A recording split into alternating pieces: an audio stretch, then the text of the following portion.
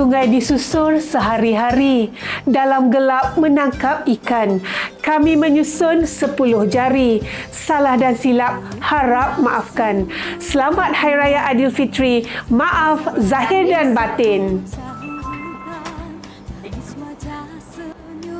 Terukir budak-budak ke hulu hilir, ziarahi jiran sanak saudara, lupakan luka sengketa, luhur jiwa raga jujur bicara di hari raya.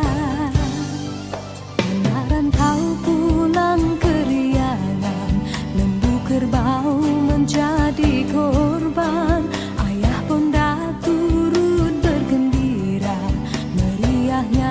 Hari bahagia, berpakaian baru aneka gaya, bertudung manis sidara, tertawalah hati muda teruna mula bertanya. Pak Lam, yang itu nak siapa? Mana jauh kita dekat-dekatkan, bertandang mesra bersembang tawa, terkenang kisah yang lama. Mana dekat kita irat-iratkan, terlanjur kata terlampau cara, bermohon ampun ditinta. Bersyukur pada Tuhan, bersendar teman taulan, ululah keinsafan, salinlah bermaafan. Selamat Hari Raya Aidilfitri. Maaf lahir dan batin. Lahir dan batin, bahagia rasa sama rasa, meriahnya di hari raya.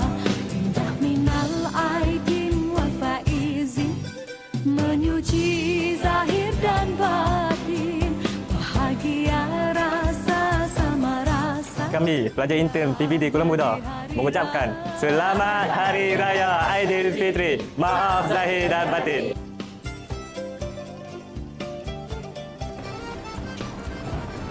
Kami, Pengawal Keselamatan PPD Kuala Muda, mengucapkan Selamat Hari Raya Aidilfitri. Maaf zahir dan batin.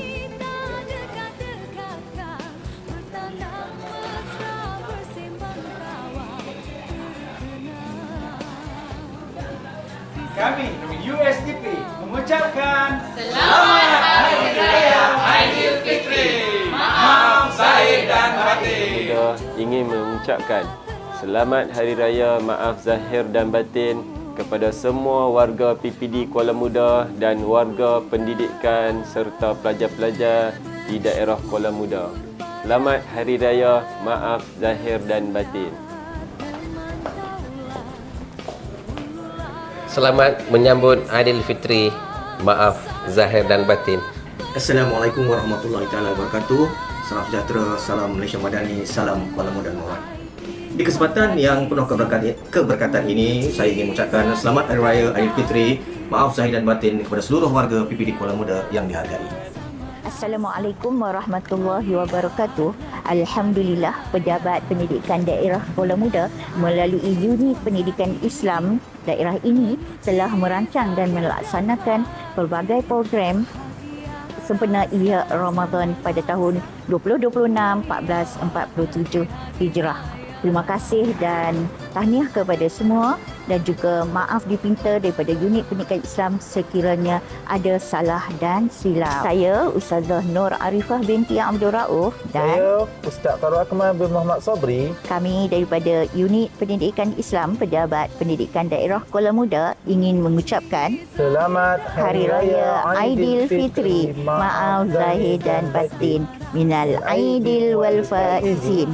InsyaAllah kita berjumpa lagi tahun hadapan. Wa ilal liqa. Kami Warga Pendidikan Daerah Kuala Muda ingin mengucapkan Selamat Hari Raya Aidilfitri. Maaf zahir dan batin.